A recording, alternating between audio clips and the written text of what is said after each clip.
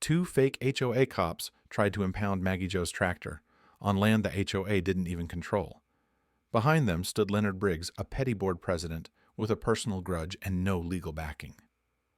But Maggie Jo had something he didn't expect: a state badge and full agricultural authority. Just wait until you hear how she flipped the script and made the whole county watch it happen.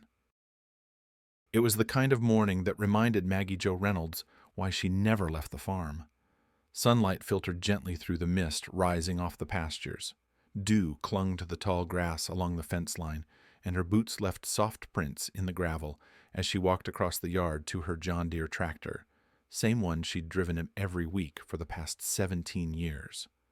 She climbed into the cab, turned the ignition, and felt the familiar rumble settle in her chest like a steady heartbeat. Her morning route was simple: haul feed from the lower barn to the horse paddock, check the irrigation valve by the creek, and circle back before the heat kicked in. But that morning didn't stay quiet for long.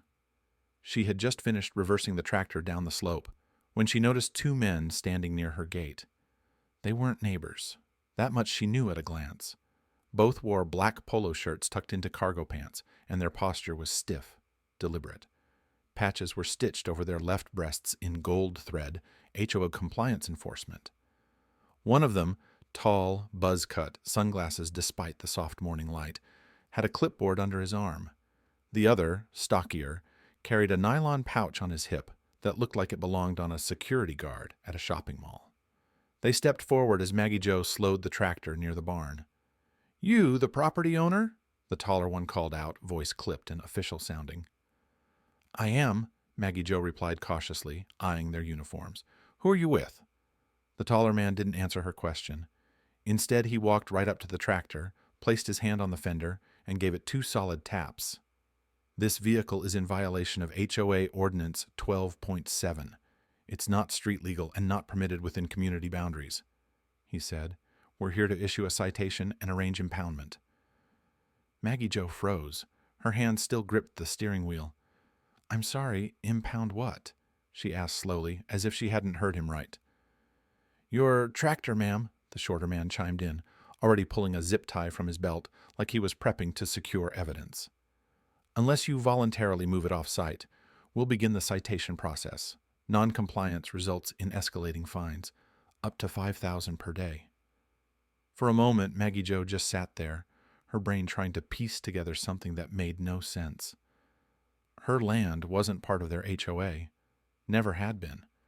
Her father had carved out this property line in 1968, long before anyone even said the word subdivision around these parts.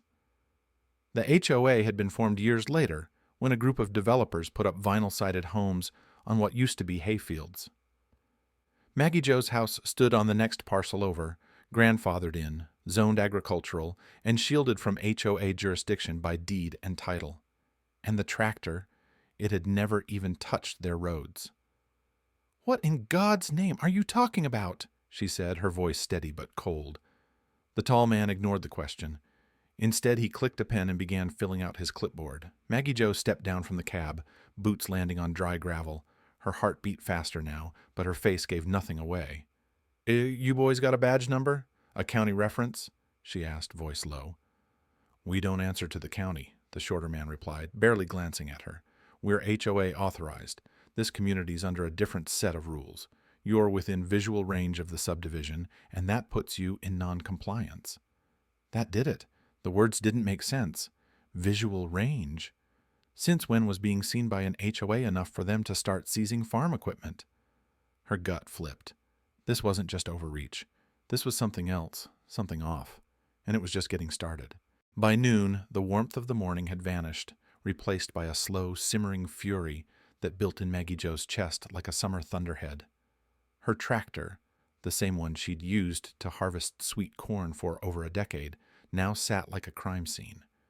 Heavy-duty chains wrapped around the steering column, looped and padlocked through the chassis. A laminated sheet was zip-tied to the exhaust pipe. Impounded, pending compliance review. The notice bore a seal that looked official, until you realized it was just a grainy image of an eagle above the words Residential Quality Assurance. Maggie Jo tore the paper down and studied it. There was no case number, no phone number, just vague legal language and a warning in bold. Tampering with this notice may result in legal action. Legal action from who? She had never signed a single HOA document. Her title deed explicitly exempted her acreage from any HOA jurisdiction. Her land was zoned agricultural and registered under the Arkansas Agricultural Preservation Act, protected by a state charter that prioritized food production and land sovereignty. But as she walked back to the porch, a different sound met her ears: voices. Two of her neighbors were chatting near the fence line. They weren't whispering exactly, but their tone was sharp enough to cut through the breeze.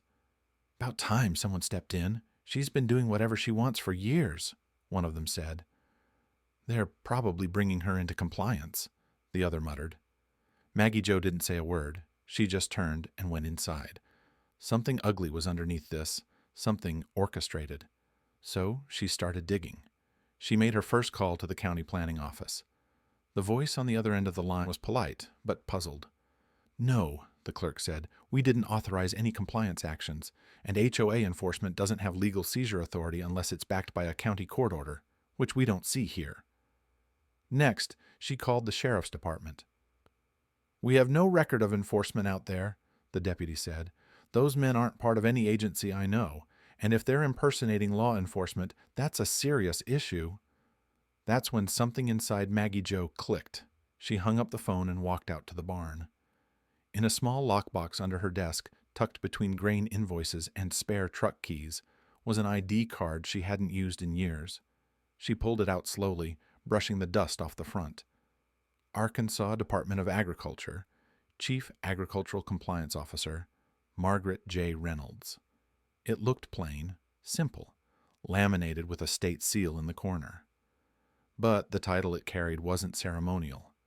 Maggie Jo had spent years working with the state legislature on land use law. Her badge granted her statewide authority to inspect, enforce, and adjudicate property disputes involving agricultural land, including the illegal seizure or obstruction of farm equipment. Most people didn't know what that meant, but Maggie Jo did. She didn't just understand the rules, she helped write them. And now, someone had picked a fight with the wrong person. By sunrise the next day, Maggie Jo was already behind the wheel of her dusty Silverado, rolling out of her driveway with a purpose she hadn't felt in years. She wasn't wearing her usual chore clothes. Instead, she'd chosen dark jeans, a pressed flannel shirt, and a state-issue ID clipped to her collar, just visible enough. In her purse sat a carefully prepared folder, high-resolution photos of the two fake officers, the bogus impound notice with all its legal holes, printed satellite maps of her parcel clearly outlined in blue, outside the HOA boundary lines, and copies of zoning documents proving her property's agricultural exemption. She didn't need to yell. She had the truth and the law on her side. First stop, county recorder's office. The clerk, a polite woman named Jeanette, who knew Maggie Jo from farmers market permits, raised her eyebrows as she flipped through the documents. "This is a mess," she muttered, shaking her head. "They don't have an inch of jurisdiction over your land." "I'd like a formal jurisdictional statement," Maggie Jo said, "stamped and signed." 15 minutes later, she walked out with an official county letter affirming her land status and independence from the HOA. Next, the sheriff's department. This time she spoke directly to the undersheriff. She laid out the photos, the uniforms, the impound notice. She pointed to the laminated card where the word enforcement was spelled in a font barely distinguishable from a municipal seal. "These men falsely claimed police authority," she said. "They attempted to seize agricultural equipment on land outside their jurisdiction. That's impersonation, and that's fraud." The undersheriff listened without interrupting, then nodded. "We'll open a case. You'll get a copy of the report by end of day." Third, the state attorney general's regional office. This wasn't just about trespass anymore. Maggie Jo filed a formal complaint under the state's Agricultural Protection Act for interference with essential farming operations. It was the sort of case that normally took months to investigate. But Maggie Jo wasn't just a concerned citizen. She was the chief agricultural compliance officer, and her name still carried weight in those offices. By noon, the wheels of the system were turning. But Maggie Jo wasn't done. There was still one last stop. She drove straight to the community center that doubled as the HOA's clubhouse, parked in the visitor's lot, and walked to the front door with a manila envelope in one hand and her badge in the other. Inside, the room was empty, except for Leonard Briggs. The retired dentist turned self-proclaimed enforcer stood behind a folding table stacked with binders, flipping through papers like he was auditing a crime scene. He looked up when he saw her and smirked. "Well, if it isn't Miss Reynolds," he said, folding his arms across his chest. "You here to file a complaint? Or just to waste your breath?" Maggie Jo didn't blink. She placed the envelope on the table with a quiet finality. "That's a cease and desist order, backed by state statute. Stapled to the front, you'll find my title and badge number. You and your men crossed the line." Leonard glanced at the top sheet and let out a dry laugh. "You can't scare me with that little card." She leaned forward just enough to meet his eyes. "Then let's see if the judge thinks differently," she said, her voice calm but icy. "Because what you did wasn't just illegal. It was felony interference with certified agricultural equipment. That carries mandatory penalties." Behind her, the front door creaked open. 2 uniformed sheriff's deputies stepped inside, quiet and composed, their presence unmistakable. One nodded toward Leonard. "Mr. Briggs, we need to speak with you outside." His smirk faded, and for the first time since this whole mess began, Maggie Jo allowed herself a breath. Not of relief, but of readiness, because this wasn't over yet. But justice had just arrived on the porch. By Friday morning, the truth had unraveled faster than anyone in the HOA could have predicted. The 2 so-called compliance officers who swaggered onto Maggie Jo's land earlier that week were no longer hiding behind clipboards and faux authority. They were now facing formal charges, impersonating public officials, unlawful attempted seizure of property, and trespassing on protected agricultural land. The tall one, the one who had tapped on her tractor like it was his, turned out to be Leonard Briggs's nephew. He worked mall security part-time and had no law enforcement credentials of any kind. The shorter man was a former city code inspector, fired 3 years ago for overstepping procedural boundaries. Apparently, he'd found new purpose in pretending to still be in charge of things he no longer had authority over. They'd both spent a night in the county holding facility, their matching polo shirts bagged and tagged as evidence. Meanwhile, back on Maggie Jo's property, her tractor remained untouched. The heavy chains had been removed, the bogus Impound sticker torn down and sliced clean through. She didn't throw it away. Instead, she nailed it to her wooden gatepost at the end of her drive, a reminder, a marker, and a warning. It fluttered in the breeze like a flag of quiet defiance. The rest of the fallout came quickly. An emergency HOA board meeting was called on Saturday. Several residents showed up out of sheer curiosity, but what they witnessed was a full-scale reversal. Leonard Briggs, who had once ruled the HOA with smug certainty and a clipboard full of petty rules, now sat cornered, no allies, no excuses.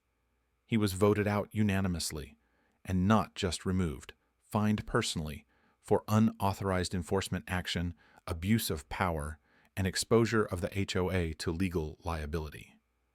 Maggie Jo had received an offer to settle quietly. The board's attorney suggested a written apology and waived fines in exchange for dropping the civil complaint. But she refused. "I'll accept the apology," she said, "but it's going to be public and on the record." So when the next HOA meeting opened the following Tuesday, folding chairs were set up and a camcorder was placed at the back of the room. Residents shuffled in, murmuring about what was coming. Leonard Briggs stepped up to the mic, the same one he used to lecture about lawn height violations and mailbox paint colors. But this time, his voice shook. His carefully printed statement called Maggie Jo by her full title.